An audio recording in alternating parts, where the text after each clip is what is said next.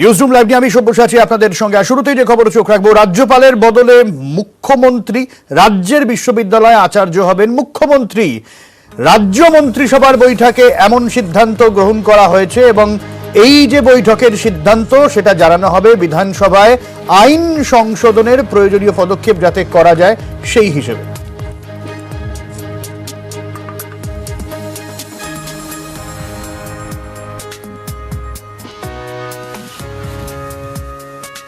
আর এই নিয়ে ইতিমধ্যেই রাজনৈতিক তরজা শুরু হয়েছে। সংবিধানকে মানে না, রাজ্যে সব জায়গায় ক্ষমতার কেন্দ্রিকতা শুরু হয়েছে। সরকারের এই সিদ্ধান্তকে কটাক্ষ বিজেপি। এই মুহূর্তে মন্ত্রিসভা বলতে কিছু নেই, এই দলের মালিকানা হচ্ছে মমতা বন্দ্যোপাধ্যায়ের হাতে। আর তাকে খুশি করা বা তাকে যে কোনো পদে বসিয়ে দেবার অধিকার যেটুকু সেটা তারই আছে। সুতরাং তারই মতানুসারে, তারই নির্দেশে, তারই ইচ্ছায় এটি সংগঠিত হয়ে গেল। রাজ্য তো এরা যুক্তরাষ্ট্রীয় কাঠামোতে বিশ্বাস করে না, সংবিধানকে মানে না, কোন পরম্পরাকে স্বীকৃতি দেয় না, গণতান্ত্রিক অধিকারকে প্রতিষ্ঠিত করে না, কোন সমালোচনাকে গ্রহণ করতে পারে না, সমস্ত জায়গায় ক্ষমতার কেন্দ্রিকতা করে দেয়। এই সরকার, এই দল কোন ক্ষমতার বিকেন্দ্রীকরণে বিশ্বাস করে না, কোন ধরনের সৌজন্যের উপর এদের কোনো আস্থা নেই। আজকে যে কাজ এরা করলেন, এরা কার্যত প্রমাণ করছে যে এরা নিজেকে এখন একটা স্বাধীন রাষ্ট্র হিসেবে মনে করতে চাইছে। শিক্ষা ক্ষেত্রে যে দোকানদারি হয়েছে, নিয়োগের ক্ষেত্রে যে চরম দুর্নীতি হয়েছে, সেখান থেকে বিতর্কটা ঘুরিয়ে দেওয়ার জন্য এই নতুন পদক্ষেপ নেওয়া হয়েছে। এর মধ্যে এটা চলছেই, এটাই ভবিতব্য। শিক্ষা জগতে সততা ও রাজনীতির ঊর্ধ্বে রাখার ব্যবস্থার কফিনে শেষ পেরেক পোতা হলো, মন্তব্য কেন্দ্রীয় শিক্ষা প্রতিমন্ত্রী সুভাষ সরকারের। পশ্চিমবঙ্গের মন্ত্রিসভায় নজিরবিহীন ঘটনা ঘটে গেল। তো এই রকম ঘটনা সারা ভারতবর্ষে আর কোথাও হয়নি। কেরলাতেও বিবাদ হয়েছে, কিন্তু এই রকম নির্ণয় হয়নি।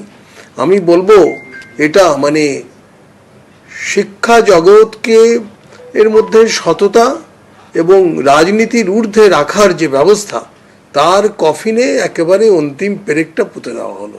এটা আর সঙ্গে সঙ্গে একটা সাংবিধানিক সংকটও দেখা দেবে। ক্ষমতার কেন্দ্রীকরণ করছে রাজ্য, পশ্চিমবঙ্গ সরকারের এটাই লক্ষ্য হয়ে গিয়েছে, মন্তব্য প্রদেশ কংগ্রেস সভাপতি অধীর চৌধুরীর। পশ্চিমবঙ্গের মুখ্যমন্ত্রী যেটা করছে সেটা আমার নিজের ব্যাখ্যা হচ্ছে এই, যে পশ্চিমবঙ্গের মুখ্যমন্ত্রী ক্ষমতার অস্বাভাবিক কেন্দ্রীকরণ করছেন। পশ্চিমবঙ্গ নামক রাজ্যটা ক্যাবিনেট চালায় না, কাউন্সিল অফ মিনিস্টার চালায় না, পশ্চিমবঙ্গ নামক রাজ্যটা চালায় সিএমও অর্থাৎ চিফ মিনিস্টার্স অফিস। অর্থাৎ ক্ষমতার কেন্দ্রীকরণ, ওভার সেন্ট্রালাইজেশন অফ পাওয়ার, এটাই এখন পশ্চিমবঙ্গের তৃণমূল নেত্রীর একমাত্র লক্ষ্য। সেই লক্ষ্যেই তিনি এগোচ্ছেন। পশ্চিমবঙ্গে একের পর এক যত সংস্থা আছে সেগুলোতে যেমন আজ আর কোনো স্বাধীনতা নেই, কোনো সার্বভৌম ব্যবস্থা নেই। আগামী দিনে বিশ্ববিদ্যালয়গুলোর উপরে সে একই ব্যবস্থা হবে।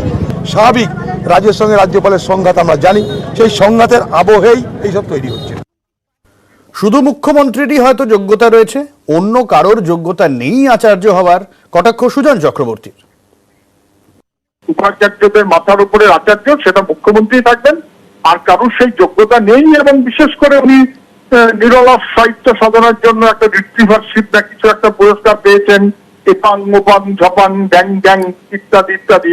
ফলে সেই যোগ্যতা আর কারোর তো নেই, ওনারই আছে।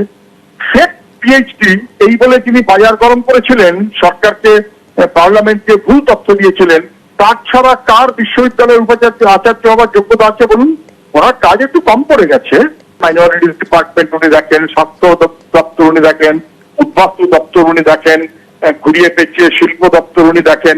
তো সবকিছুর পর শিক্ষা দপ্তরটা সেটাই বা উনি ছাড়বেন কেন?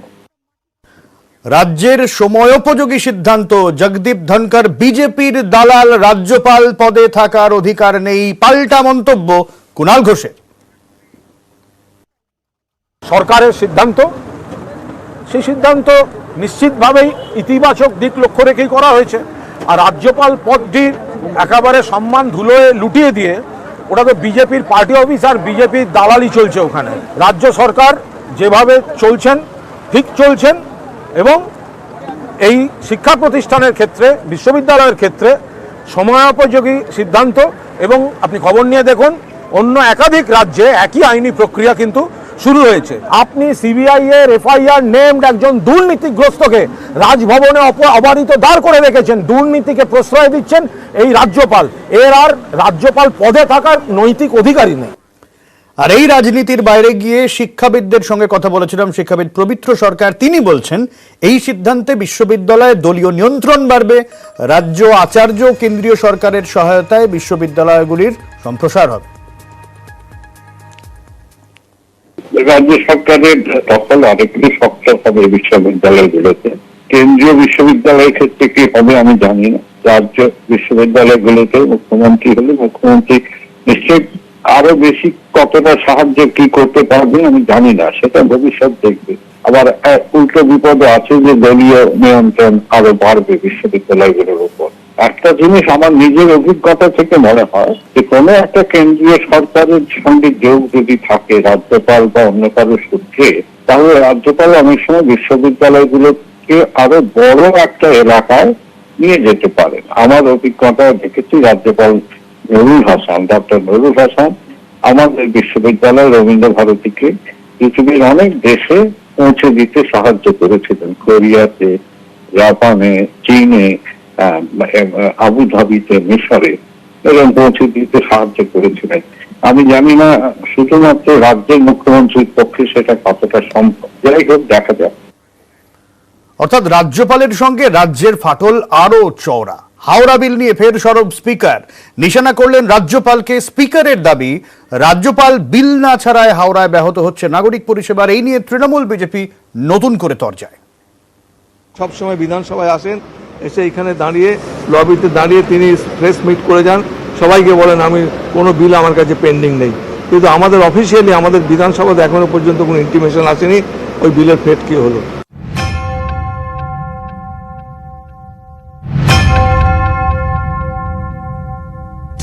রাজ্যের 108টি পুরসভার নির্বাচন হয়ে গিয়েছে, 6টি পুর নিগমেও ভোট হয়ে গিয়েছে, বাকি শুধুমাত্র হাওড়া পুর নিগমের ভোট। এটা state government has to notify in consultation with the commission. আমরা ওদের আবার লিখেছি, কিন্তু state government may be having some difficulties, তো এই জন্য ওরা এখনো পর্যন্ত আমাদের কিছু বলছে না, তাও আমরা আবার লিখেছি। As you know what the difficulty is, all of you know. 2015 সালে হাওড়া পুর নিগমের সঙ্গে যুক্ত হয় বালি পুরসভা। 2021-এর 17 নভেম্বর বিধানসভায় পাশ হয় হাওড়া পুর নিগম সংশোধনী বিল। হাওড়া থেকে বালি পুরসভাকে আলাদা করতে এই বিল একাধিকবার রাজ্যপালকে পাঠানো হয়। বিলে আপত্তি জানিয়ে টুইট করেন রাজ্যপাল। পরে রাজ্যপাল দাবি করেন কোনো বিল তাঁর কাছে আটকে নেই। পাল্টা সরব হন স্পিকারও। এই ইস্যুতে আরো একবার স্পিকারের নিশানায় রাজ্যপাল। সবসময় বিধানসভায় আসেন, এসে এখানে দাঁড়িয়ে লবিতে দাঁড়িয়ে তিনি প্রেস মিট করে যান, সবাইকে বলেন আমি কোনো বিল আমার কাছে পেন্ডিং নেই। কিন্তু আমাদের অফিসিয়ালি আমাদের বিধানসভাতে এখনো পর্যন্ত কোনো ইন্টিমেশন আসেনি ওই বিলের ফেট কি হলো। পশ্চিমবঙ্গ বিধানসভায় নিরপেক্ষতা বলে কিছু নেই। আইনসভাটাও সম্পূর্ণভাবে গ্রাস করে ফেলেছে বর্তমানের শাসক দল। হাওড়া বিল অত্যন্ত অন্যায্য হবে, রাজ্যপাল জগদীপ ধনখড় আটকে রেখেছেন। সংবিধানে তার যে নির্দিষ্ট এখতিয়ার, অধিকার, কর্তব্য, দায়িত্ব বেঁধে দেওয়া আছে, সেই লক্ষণ রেখা পার করে রাজনৈতিক উদ্দেশ্য প্রণোদিতভাবে তিনি এই কাজগুলি বিঘ্ন ঘটাচ্ছেন। এই হাওড়া বিল নিয়েই জটিলতা, যার জেরে 2018 সালের পর আর ভোট হয়নি হাওড়া পুরসভায়। এ নিয়ে নতুন করে তরজা তুঙ্গে। নিউজ 18 বাংলা। মোদী সরকারের 8 বছর বর্ষপূর্তিতে শাসক বিরোধী তরজা তুঙ্গে।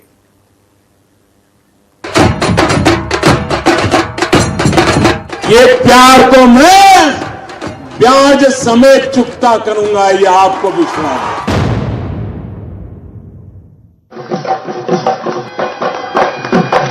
भारत माता की जय।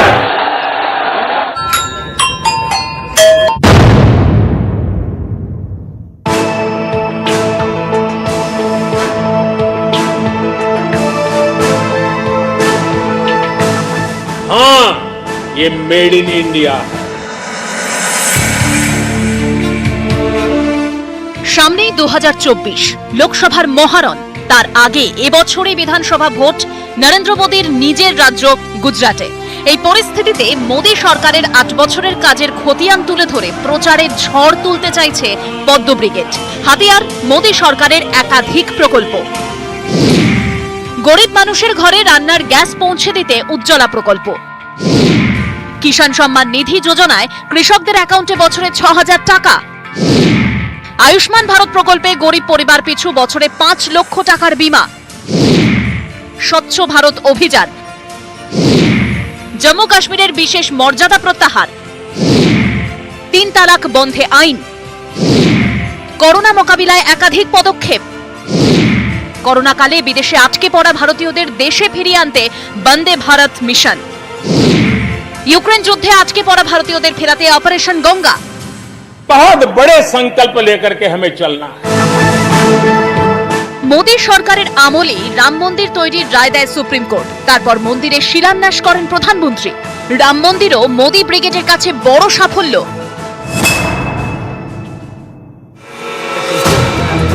মোদী সরকার যখন ঢাকঢোল পিটিয়ে প্রচার করছে, তখন উল্টো দিকে বিরোধীরাও বসে নেই। We no longer be legal tender. বিরোধীদের অস্ত্র নোটবন্দি, কৃষকদের আত্মহত্যা, 3টি কৃষি বিল, বেকারত্ব, পেগাসাস, সাংবাদিকদের স্বাধীনতায় হস্তক্ষেপ, নীতিহীন লকডাউন, মূল্যবৃদ্ধি, প্রতিহিংসার রাজনীতি। আর্থিক নীতিতে সর্বনাশা জায়গায় চলে গিয়েছে ভারতবর্ষ। ধর্মের রাজনীতি করতে যাচ্ছে এই মোদী সরকার। ভারতবর্ষের ইতিহাসের এক কলঙ্কিত অধ্যায়, যার থেকে দ্রুত মুক্তি প্রয়োজন। তৃণমূল কংগ্রেস সারা দেশের মধ্যে কোথায় একটা বিন্দু, তৃণমূলের অধিকারী জন্মায়নি সারা দেশ নিয়ে কথা বলা। সারা দেশের মানুষ মোদীজিকে পুরোপুরি সমর্থন করছে। মোদী সরকারের ৮ বছর উপলক্ষে এভাবে শাসক বিরোধী তরজা তুঙ্গে। নিউজ 18 বাংলা। পরের খবর, নিয়ম ভেঙে সরকারি হাসপাতাল থেকে ওষুধ নেওয়ার অভিযোগ। News 18 Bangla exclusive. আর এই খবরের জেরে অপসারিত নির্মল মাঝি, সরানো হলো কলকাতা মেডিকেলের রোগী কল্যাণ সমিতির চেয়ারম্যান পদ থেকে।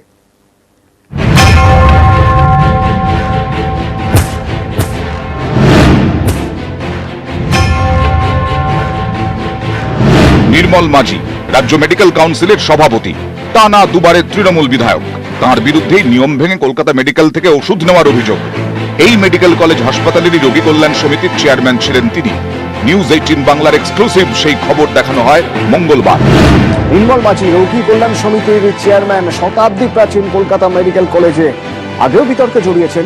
এবার আবার নতুন করে তার বিরুদ্ধে অভিযোগ, নতুন করে বিতর্কে জড়ালেন নির্মল মাঝি।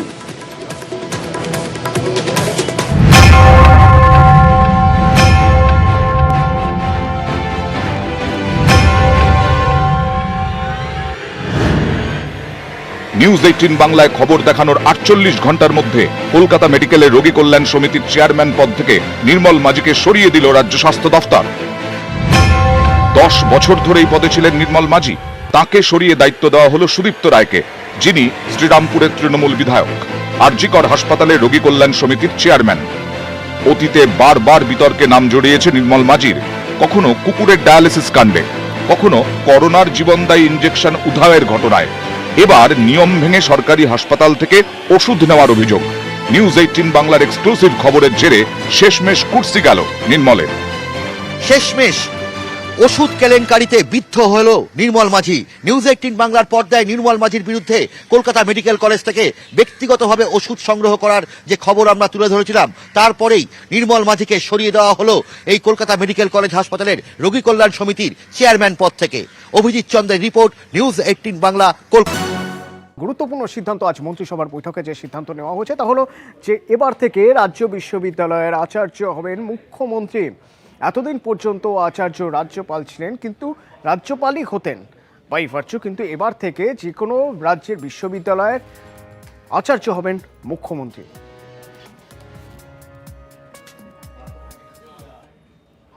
আজকে রাজ্যের মন্ত্রিসভা সর্বসম্মতক্রমে একটি সিদ্ধান্ত নিয়েছে যে পশ্চিমবঙ্গের যত সরকারি বিশ্ববিদ্যালয় আছে তার চ্যান্সেলর পদে অর্থাৎ আচার্য পদে মন্ত্রিসভা গভর্নরের পরিবর্তে রাজ্যের মুখ্যমন্ত্রীর নাম চ্যান্সেলর হিসেবে সর্বসম্মতক্রমে গ্রহণ করেছে। এইটা এরপর বিধানসভায় যাবে, তারপর এটা অ্যাক্ট হিসেবে লাগু হবে। প্রতিনিধি সোমরাজের সঙ্গে কথা বলবো সরাসরি, আমার সঙ্গে এই মুহূর্তে রয়েছেন। সোমরাজ, এর আগে কি নিয়ম ছিল, কোন বদল হলো, নিয়মের সিদ্ধান্ত ঠিক কি হলো?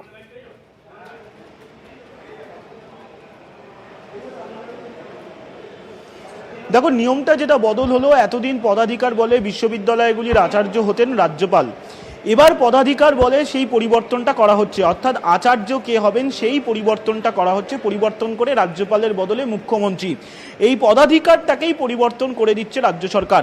আজ রাজ্য মন্ত্রিসভার বৈঠকে সেই সংক্রান্ত সিদ্ধান্ত নেওয়া হয়েছে। এবারেই যেটা প্রশ্ন আসে, এই পরিবর্তনটা কিভাবে হবে? প্রতিটি বিশ্ববিদ্যালয়ের নিজস্ব আইন রয়েছে, এক্ষেত্রে রাজ্য সরকারকে রাজ্যের অধীনস্থ যে বিশ্ববিদ্যালয়গুলি রয়েছে সেই বিশ্ববিদ্যালয়গুলির আইন বদল বা সংশোধন করতে হবে। সংশোধন করার জন্য প্রতিটি বিশ্ববিদ্যালয়ের যে আইন রয়েছে তা রাজ্য বিধানসভায় পেশ করতে হবে। পেশ করার পর বিধানসভায় সেই বিল পেশ এবং তারপরে পাশ হলে রাজ্যপালেরই অনুমোদনের জন্য পাঠাতে হবে। এক্ষেত্রে রাজ্য সরকার অর্ডিন্যান্স করার সম্ভাবনাও কিন্তু রাস্তা খোলা রাখছে, অর্থাৎ অর্ডিন্যান্স করার যে সম্ভাবনার যে জায়গা সেটিও কিন্তু খোলা রাখছে রাজ্য সরকার। তার কারণ এই বিল নিয়ে যদি আগামী দিনে কোনো জটিলতা তৈরি হয় তার জন্যই এই সম্ভাবনার জায়গাটা খুলে রাখছে রাজ্য সরকার। এবারে যেটা প্রশ্ন আসে যে রাজ্য সরকারকে এই সিদ্ধান্তে কেন যেতে হলো? দীর্ঘদিন ধরেই রাজ্যের বিশ্ববিদ্যালয়গুলির উপাচার্য নিয়োগ থেকে শুরু করে বিশ্ববিদ্যালয়গুলির প্রশাসনিক কাজ তা নিয়ে বারবারই রাজভবনের বিরুদ্ধে অভিযোগ তুলছে উচ্চশিক্ষা দপ্তর। সাম্প্রতিক সময় শিক্ষামন্ত্রী ব্রাত্য বসু থেকে শুরু করে শাসক দলের একাধিক নেতা তারাও বারবার অভিযোগ তুলেছেন। সেই বক্তব্যগুলো একবার শোনার চেষ্টা করব সোমরাজ। যখন এরকম এক সিদ্ধান্ত মন্ত্রিসভার বৈঠকে গৃহীত হয়েছে, তারপর রাজ্যের বিরোধী রাজনৈতিক দলের প্রতিনিধিরা তারা কি বলছেন? এই মুহূর্তে মন্ত্রিসভা বলতে কিছু নেই, এই দলের মালিকানা হচ্ছে মমতা বন্দ্যোপাধ্যায়ের হাতে। আর তাকে খুশি করা বা তাকে যে কোনো পদে বসিয়ে দেবার অধিকার যেটুকু সেটা তারই আছে। সুতরাং তারই মতানুসারে, তারই নির্দেশে, তারই ইচ্ছায় এটি সংগঠিত হয়ে গেল। রাজ্য তো এরা যুক্তরাষ্ট্রীয় কাঠামোতে বিশ্বাস করে না, সংবিধানকে মানে না, কোনো পরম্পরাকে স্বীকৃতি দেয় না, গণতান্ত্রিক অধিকারকে প্রতিষ্ঠিত করে না, কোনো সমালোচনাকে গ্রহণ করতে পারে না, সমস্ত জায়গায় ক্ষমতার কেন্দ্রিকতা করে দেয়।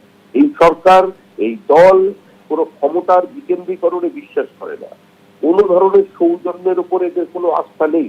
আজকে যে কাজ এরা করলেন, এরা কার্যত প্রমাণ করছে যে এরা নিজেকে এখন একটা স্বাধীন রাষ্ট্র হিসেবে মনে করতে চাইছে। শিক্ষাক্ষেত্রে যে দোকানদারি হয়েছে, নিয়োগের ক্ষেত্রে নিবেদন করছে আপনার স্বপ্নের বাড়ি বানানোর সময় মিকি পাওয়ার প্লাস টিএমটি বাড়ির উপর ভরসা রাখুন।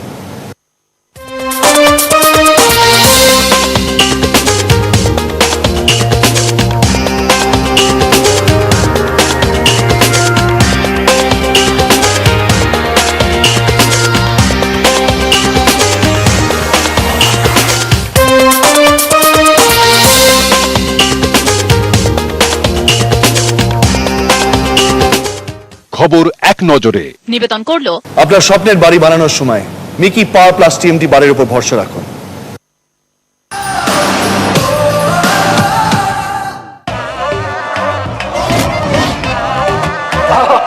अरे ऐसी पकड़ कहां से सीखी? SRMB TMT बार से सीखा।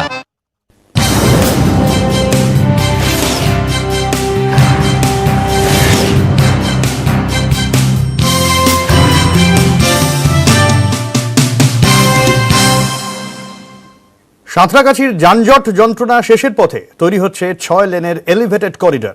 দ্বিতীয় হুগলি সেতু থেকে নিবড়া পর্যন্ত করিডোরের কাজ শেষ হলেই মিটবে যানজটের দুর্ভোগ।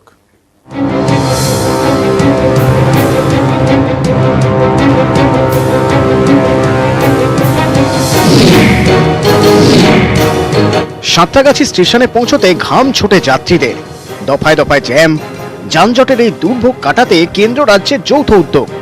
দ্বিতীয় হুগলি সেতু থেকে নিবড়া পর্যন্ত তৈরি হচ্ছে কোনা এক্সপ্রেসওয়ে 6 লেনের এলিভেটেড করিডর।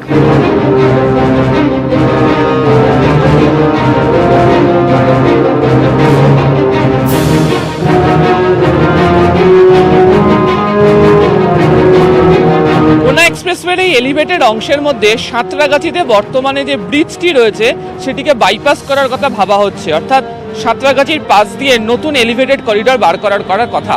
আর অন্যদিকে মাত্র দুটি জায়গা আছে যেখানে এই এক্সপ্রেসওয়ের অর্থাৎ বর্তমান কোনা এক্সপ্রেসওয়ের ওপরের অংশের রেলের লাইন রয়েছে, তার মধ্যে দুটি জায়গা থেকেই নতুন করে আন্ডারপাস তৈরি করে গাড়িকে দ্রুত গতিতে বার করে দেওয়া হবে। সাঁতরাগাছি রেল ব্রিজ মেরামতির কাজ চলায় 2 লেনের ব্রিজ দিয়ে দ্রুত গতিতে গাড়ি চালানো যায় না। নয়া ব্যবস্থায় সাঁতরাগাছি স্টেশনের উপর দিয়ে যাবে এলিভেটেড করিডর। সাঁতরাগাছি স্টেশনগামী গাড়ি এলিভেটেড করিডরের একদিক দিয়ে নেমে যেতে পারবে, অন্য দিক দিয়েও এলিভেটেড করিডরে ওঠার ব্যবস্থা থাকছে। রাজ্য সরকারের পরিকল্পনা আগামী দিনে দূরপাল্লার বাস শহরে না ঢুকে সাঁতরাগাছি বাস টার্মিনাস থেকে ছাড়বে। এখানেও তৈরি হবে এলিভেটেড করিডর। জগাছার সামনে রাস্তার উপর দিয়ে রেল লাইন গিয়েছে, তার উপর দিয়েও এলিভেটেড করিডর যাবে। कोना एक्सप्रेसवे का काम दिसंबर तक अवार्ड करेंगे और मार्च तक हम काम स्टार्ट कर देंगे। करीब अबाउट 2000 करोड़ कोना का। এলিভেটেড করিডরের কাজ শেষ হলে কোনা এক্সপ্রেসওয়ে পৌঁছতে আর যানজটের ভোগান্তি পোহাতে হবে না।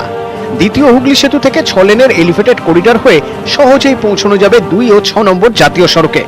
সময় লাগবে মাত্র 15 মিনিট। যাতে দ্রুততার সাথে সেকেন্ড হুগলি ব্রিজ থেকে একেবারে কোনা এক্সপ্রেসওয়ের সংযোগস্থল NH2 পর্যন্ত গাড়ি যাতায়াত করতে পারে সেই বিষয় নিয়েই পরিকল্পনা করেছে হচ্ছে জাতীয় সড়ক কর্তৃপক্ষ। ক্যামেরা জ্যোতির্ময় বসুর সাথে আবির ঘোষাল, নিউজ 18 বাংলা, কলকাতা।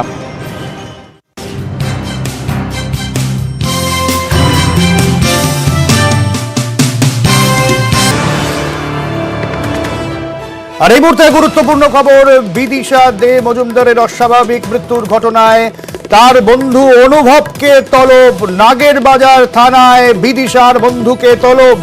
অনুপ রয়েছেন আমাদের সঙ্গে, ঠিক কোন জায়গা থেকে এই তলব অনুপ? নাগের বাজারে মডেল অভিনেত্রী বিদিশা দে মজুমদারের যে মৃত্যুর ঘটনা, সেই ঘটনায় যে তার প্রেমিক অনুভব এরা তাকে কিন্তু ইতিমধ্যেই তলব করলো নাগের বাজার থানার পুলিশ। আগামীকাল তাকে কিন্তু নাগের বাজার থানায় আসতে বলা হয়েছে জিজ্ঞাসাবাদের জন্য।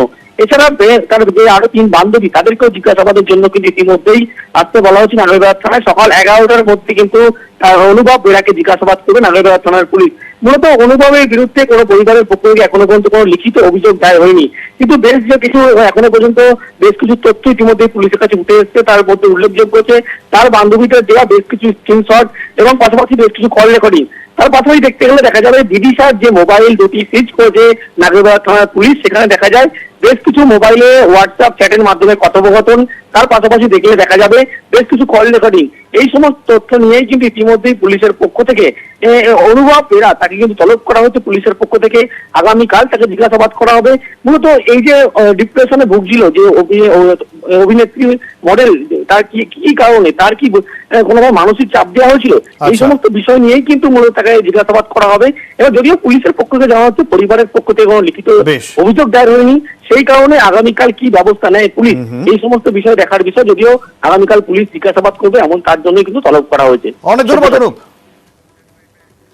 পরে যে খবরে চোখ রাখবো, সাময়িক স্বস্তিতে আলোরানী সরকার, তিনি বাংলাদেশের কিনা জানিয়ে বিস্তর রাজনৈতিক তরজা। সেই আলোরানী সরকার সাময়িক স্বস্তিতে, কারণ বিধানসভা ভোটে বনগাঁ দক্ষিণের তৃণমূল প্রার্থী তিনি ছিলেন। আলোরানীর মামলা খারিজ হয় কলকাতা হাইকোর্টের এবং সিঙ্গেল বেঞ্চের নির্দেশে স্থগিতাদেশ ডিভিশন বেঞ্চের। কোন জায়গা থেকে অর্ণব জানাবে? অর্ণব, দেখো, আলোরানী সরকার তৃণমূল কংগ্রেস প্রার্থী বনগাঁ দক্ষিণে তিনি ছিলেন, সাময়িক স্বস্তি পেলেন কলকাতা হাইকোর্টে যাওয়ার, কারণ সিঙ্গেল বেঞ্চের নির্দেশের একটা বড় অংশের উপর স্থগিতাদেশ চাপিয়ে দিল ডিভিশন বেঞ্চ। কোন অংশের উপর স্থগিতাদেশ? ইসিআই ইলেকশন কমিশন অফ ইন্ডিয়াকে বিচারপতি বিবেক চৌধুরী সিঙ্গেল বেঞ্চ নির্দেশ দিয়েছিল, যেহেতু তার দ্বৈত নাগরিকত্ব রয়েছে, তিনি যেদিন মনোনয়ন দাখিল করছেন বনগাঁ দক্ষিণের বিধানসভা তৃণমূল কংগ্রেস প্রার্থী হয়ে, সেদিন তিনি বাংলাদেশের নাগরিক। এমনটাই 21শে জুন 2021 এই রিপোর্টে আদালতের কাছে স্পষ্ট হয়েছে সিঙ্গেল বেঞ্চে। তাই ECI election commission of India এই বিষয়টি বর্তমান তার নাগরিকত্ব যে পরিস্থিতি রয়েছে সেটাকে কনসিডার করার পর পদক্ষেপ করবে, আইনানুগ ব্যবস্থা নেবে। অর্থাৎ আইনানুগ ব্যবস্থা কি? সেক্ষেত্রে আলোরানী সরকার তার এখানে ভারতবর্ষের নাগরিকত্বের জন্য যেগুলি পরিচয়পত্র রয়েছে সেগুলি হাতে থাকা সত্ত্বেও তিনি নাগরিকত্ব হারাচ্ছেন বা হারাতে পারেন, বা তিনি বাংলাদেশে ফেরত যেতে পারেন, এরকম যে কোনো ধরনের একটা কোনো সিদ্ধান্ত হতে পারত। এই নির্দেশের জায়গাটা, অর্থাৎ জাতীয় নির্বাচন কমিশন আলোরানী সরকারের বর্তমান নাগরিক পরিস্থিতি বিবেচনা করে এই মুহূর্তে কোনো পদক্ষেপ করতে পারবে না, তার বিরুদ্ধে কোনো নির্দেশ জারি করতে পারবে না, আইনানুগ পদক্ষেপ করতে পারবে না হাইকোর্টের নির্দেশ মেনে। এবং জুন মাসের শেষ পর্যন্ত এই রক্ষা কবচটা পেলেন আলোরানী সরকার, এবং এক্ষেত্রে মামলাটি পরবর্তী শুনানি জুন মাসে রেগুলার বেঞ্চে আসার পর আরো বিস্তারিত শুনানি হবে এবং সেক্ষেত্রে বিষয়টি আরো স্পষ্ট হবে। অনেক ধন্যবাদ অর্ণব।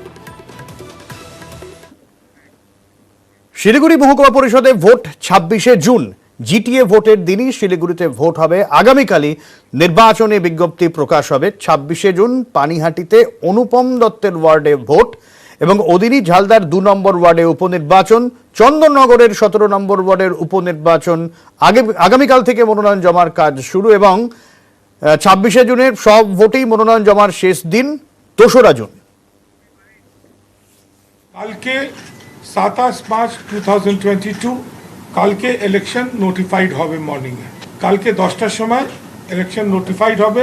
আমরা পাবলিক নোটিশ কালকে দিচ্ছি, calling for inviting nominations for elections. Last date for making nomination হচ্ছে 2/6/22। Date of scrutiny is on 4/6/22। Last date of withdrawal is 7/6/22। Date of poll is 26/6/22। Nominations 11টা থেকে 3টে পর্যন্ত নেওয়া হবে, 27 তারিখ থেকে 2 তারিখ পর্যন্ত। এক্ষুনি এই মুহূর্তে স্কুলে কল বসাতেও তোলা, টাকা না দেওয়ায় জামালপুরের স্কুলে পানীয় জলের কল বসাতে বাধা। কাঠগড়ায় তৃণমূল নেতা, তিনি অভিযোগ মানতে যদিও নারাজ।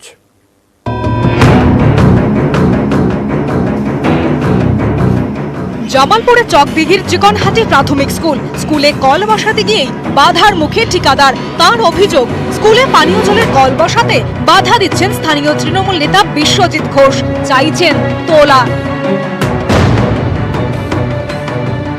পঞ্চমী বরাদ্দে একটি কল তৈরি করতে গিয়েছিলাম, তো ওখানকার ভিআরপি বিশ্বজিৎ ঘোষ যেদিন থেকে কল তৈরি করতে যায় সেদিন থেকে বাধা দেয় এবং 10,000 টাকা দাবি করে, নাহলে কাজ করতে দেবে না।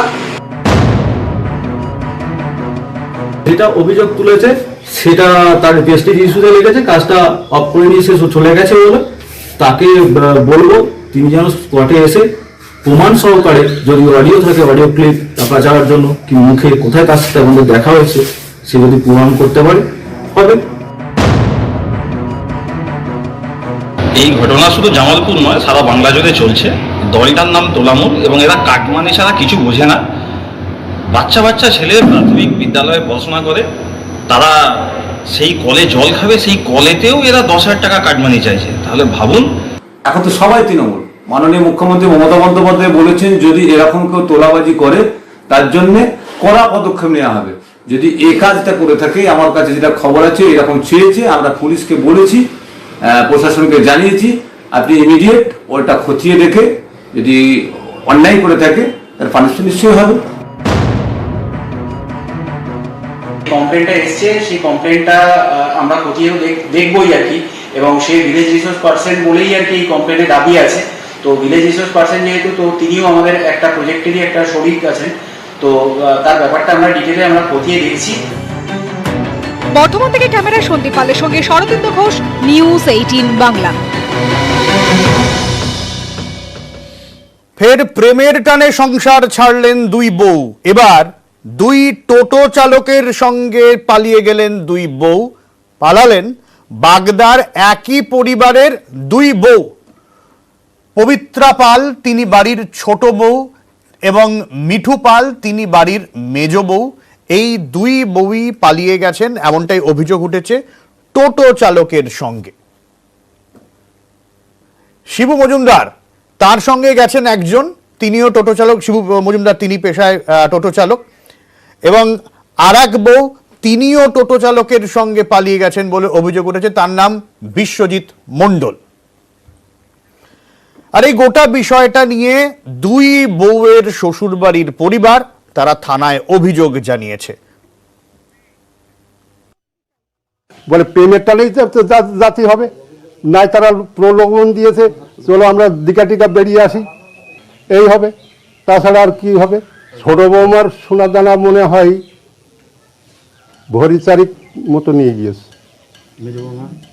মেজে বৌমার সোনা দানা বেশি না, 1-1.5 ভরি মতো নিয়ে গিয়েছে।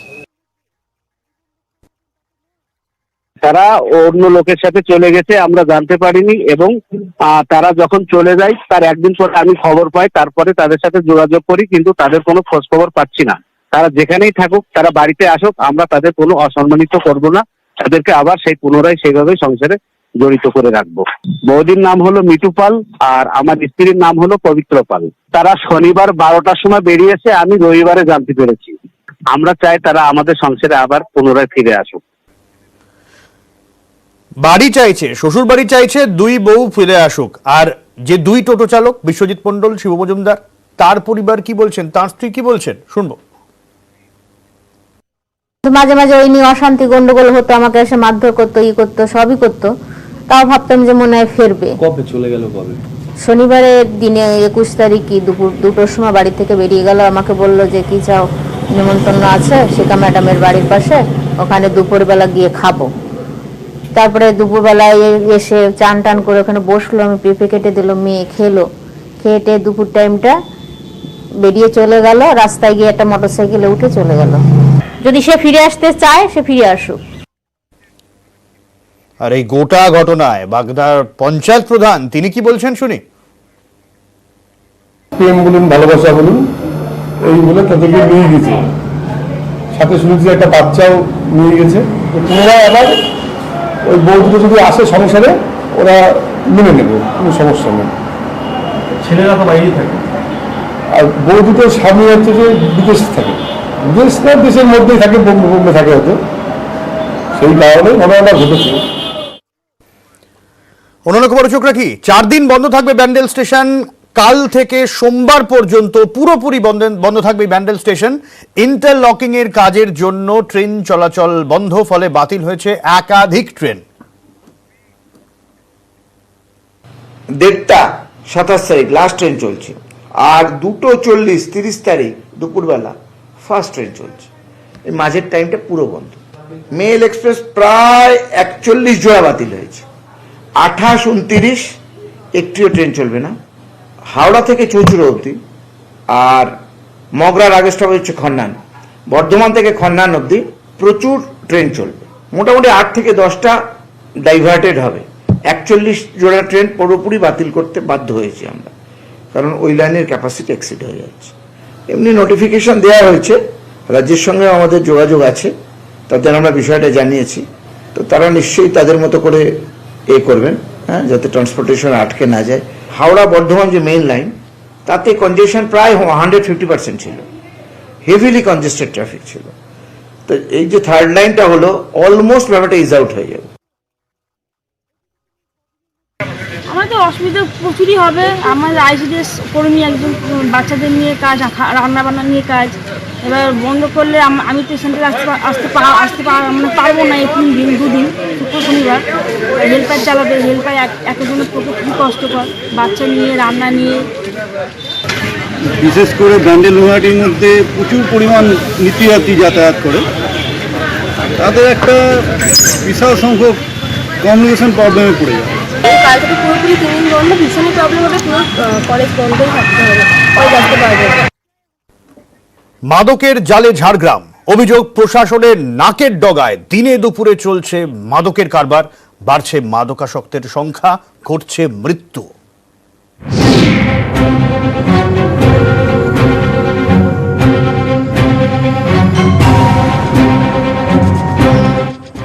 ঝাড়গ্রাম শহরের আনাচে কানাচে এখন এটাই ছবি। যথেচ্ছ মাদক সেবনের অভিযোগ, কখনো রাস্তার ধারে, কখনো ঝোপঝাড়ে। শহরবাসীর অভিযোগ, মাদকের মারণ ছোবলে আজকের প্রজন্মের অনেকেই বিপর্যয়ের মুখে। দিন দিন বাড়ছে মাদকাসক্তের সংখ্যা। মাদকাসক্তদের পুলিশ ধরলেও মাদক কারবারিরা অধরাই থেকে যাচ্ছে। বিভিন্ন জায়গায়, বিভিন্ন প্রান্তে ঝাড়গ্রামে যতগুলো ওয়ার্ড রয়েছে, সেখানে বিভিন্ন লোক মাদকাসক্ত রয়েছে, তাদেরকে কিন্তু তারা দেখছে না। স্থানীয়দের দাবি, মাদকের জাল যত ছড়াচ্ছে ততই বাড়ছে চুরি ছিনতাইয়ের মতো ঘটনা। সম্প্রতি সম্রাট নাগ নামে এক মেধাবী ছাত্রের মৃত্যুও হয়। পরিবারের দাবি, টাকা চেয়েও না পাওয়ায় সম্রাটকে খুন করে মাদকাসক্তরা। ওই মাদকের জন্যই ওকে কোনো কিছু ব্ল্যাকমেল যেটা আজকালকার দিনে হচ্ছে, ঝাড়গ্রামে রমরমিয়ে হচ্ছে, ওকে ব্ল্যাকমেল কিছু করছিল এই মাদকের জন্যই। স্থানীয়দের দাবি জমি মাফিয়ার দৌরাত্মেই বাড়ছে মাদক কারবার। সূত্রের খবর, ঝাড়গ্রামে মাদক আসে মূলত পশ্চিম মেদিনীপুর, খড়গপুর, ওড়িশার বারিপদা এবং ঝাড়খণ্ডের চাকুলিয়া থেকে। পুলিশ ব্যবস্থা নিচ্ছে না, ওই কিছু তো নিচ্ছে না। ওই পুলিশের খবর দিলে 2-4 দিন তুলে নিয়ে যাচ্ছে, দিয়ে আবার 500, 600, 5000, 10,000 করে টাকা নিচ্ছে, আবার ছেড়ে দিচ্ছে কিছুদিন করছে এগুলো। আজকে মদ এবং মাদকে আসক্ত হয়ে সন্তানরা, কোলের সন্তানরা আজকে বিভিন্ন নোংরা কাজের সাথে জড়িত হয়ে যাচ্ছে। মানে বিভিন্ন সময় বিভিন্ন মেয়েরা পর্যন্ত, ছোট ছোট মেয়েরা পর্যন্ত আক্রান্ত হয়ে যাচ্ছে। আজকে যারা নেশাগ্রস্ত হচ্ছে তারা বলছে বাড়ির যা কিছু জিনিসপত্র সব কিছু বিক্রি করে দিয়ে পর্যন্ত তারা এই ড্রাগের নেশা নিতে যাচ্ছে। পুলিশের নিষ্ক্রিয়তার অভিযোগে ঝাড়গ্রাম শহরে প্ল্যাকার্ড হাতে কয়েকদিন ধরেই বিক্ষোভ মিছিল করছেন বাসিন্দারা, কিন্তু তারপরেও ছবিটা পাল্টাচ্ছে কোথায়? ঝাড়গ্রাম থেকে রাজু সিং, নিউজ 18 বাংলা। সবজি বেচে চাষের খরচটুকুও উঠছে না, তাই হতাশায় গরুর মুখেই সবজি তুলে দিচ্ছেন চাষিরা। বাঁকুড়া, দুর্গাপুরে এক করুণ ছবি।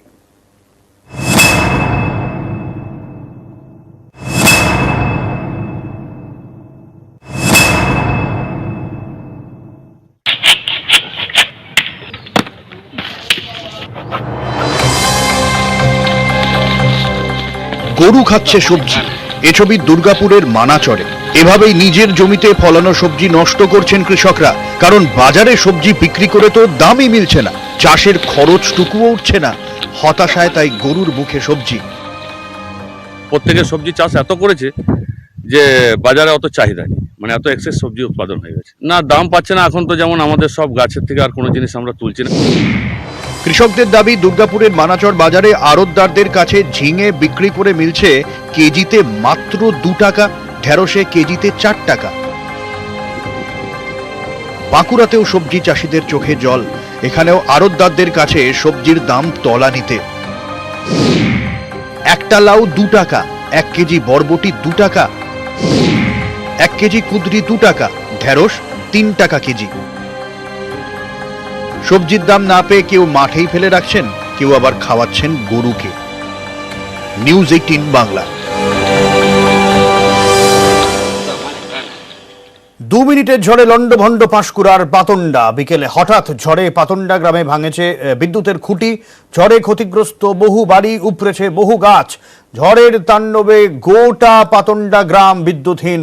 ঝড়ে বিধ্বস্ত স্থানীয় পোল্ট্রি ফার্মের বহু মুরগির মৃত্যু হয়েছে, ব্যাপক ক্ষয়ক্ষতির আশঙ্কা চাষের জমিতেও।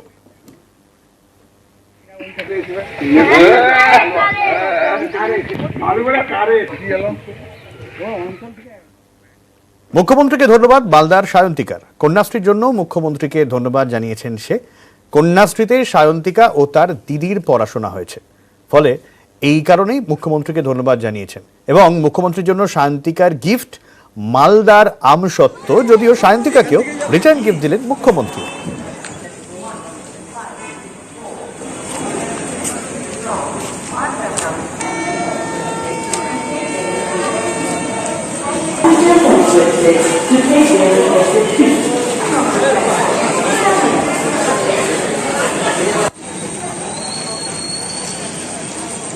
মালদা থেকে সাইকেল চালিয়ে শ্রীমতী মমতা বন্দ্যোপাধ্যায়ের সাথে দেখা করতে এসেছিলাম। মাননীয় শ্রীমতী মমতা বন্দ্যোপাধ্যায়ের সাথে দেখা করে আজকে আমাকে খুব গর্বিত মনে হচ্ছে। উনি আমাকে নিজের হাতে বই উপহার দিলেন। গুরুত্বপূর্ণ সিদ্ধান্ত আজ মন্ত্রিসভার বৈঠকে যে সিদ্ধান্ত নেওয়া হয়েছে তা হলো যে এবার থেকে রাজ্য বিশ্ববিদ্যালয়ের আচার্য হবেন মুখ্যমন্ত্রী। এতদিন পর্যন্ত আচার্য রাজ্যপাল ছিলেন, কিন্তু রাজ্যপালই হতেন বাই ভার্চু, কিন্তু এবার থেকে যে কোনো রাজ্যের বিশ্ববিদ্যালয়ের আচার্য হবেন মুখ্যমন্ত্রী।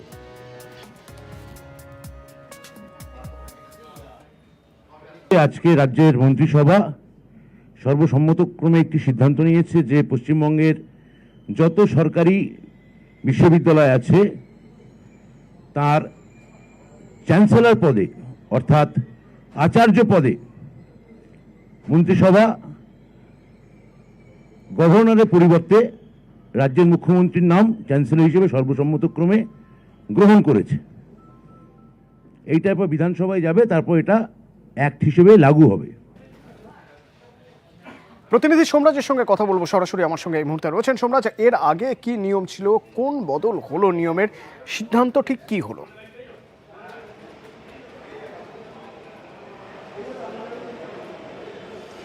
দেখো, নিয়মটা যেটা বদল হলো, এতদিন পদাধিকার বলে বিশ্ববিদ্যালয়গুলির আচার্য হতেন রাজ্যপাল। এবার পদাধিকার বলে সেই পরিবর্তনটা করা হচ্ছে, অর্থাৎ আচার্য কে হবেন সেই পরিবর্তনটা করা হচ্ছে, পরিবর্তন করে রাজ্যপালের বদলে মুখ্যমন্ত্রী। এই পদাধিকারটাকেই পরিবর্তন করে দিচ্ছে রাজ্য সরকার। আজ রাজ্য মন্ত্রিসভার বৈঠকে সেই সংক্রান্ত সিদ্ধান্ত নেওয়া হয়েছে। এবারেই যেটা প্রশ্ন আসে, এই পরিবর্তনটা কিভাবে হবে?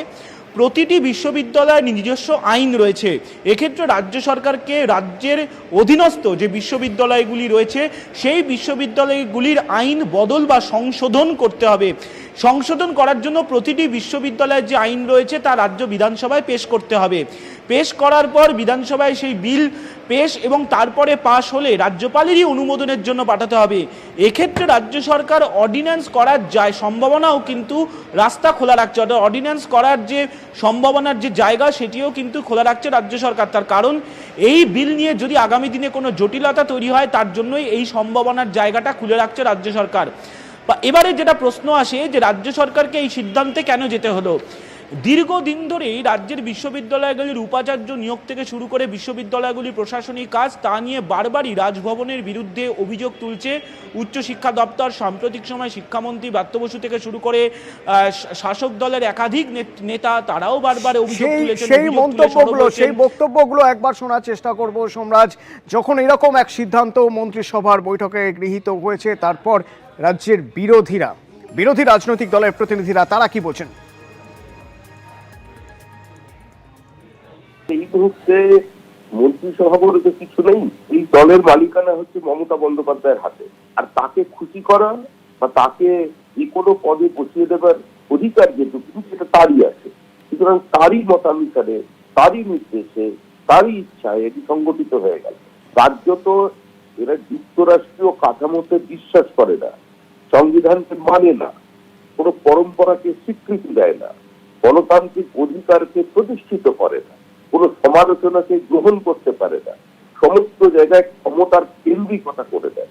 এই সরকার, এই দল কোনো ক্ষমতার বিকেন্দ্রীকরণে বিশ্বাস করে না, কোনো ধরনের সৌজন্যের উপর এদের কোনো আস্থা নেই।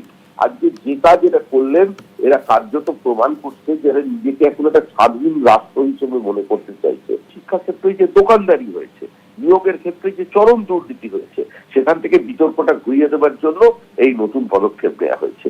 এর মধ্যে এটা চলছেই, এটাই ভবিতব্য। পশ্চিমবঙ্গের মুখ্যমন্ত্রী যেটা করছে সেটা আমার নিজের ব্যাখ্যা হচ্ছে এই, যে পশ্চিমবঙ্গের মুখ্যমন্ত্রী ক্ষমতার অস্বাভাবিক কেন্দ্রীকরণ করছেন। পশ্চিমবঙ্গ নামক রাজ্যটা ক্যাবিনেট চালায় না, কাউন্সিল অফ মিনিস্টার চালায় না, পশ্চিমবঙ্গ নামক রাজ্যটা চালায় সিএমও অর্থাৎ চিফ মিনিস্টার্স অফিস। অর্থাৎ ক্ষমতার কেন্দ্রীকরণ ওভার কারিগর যারা, তাদের মধ্যে এগিয়ে কারা? বিভিন্ন বিভাগে এগিয়ে থাকা শিক্ষা প্রতিষ্ঠানকে সম্মান। নিউজ 18 বাংলার বিশেষ উদ্যোগ।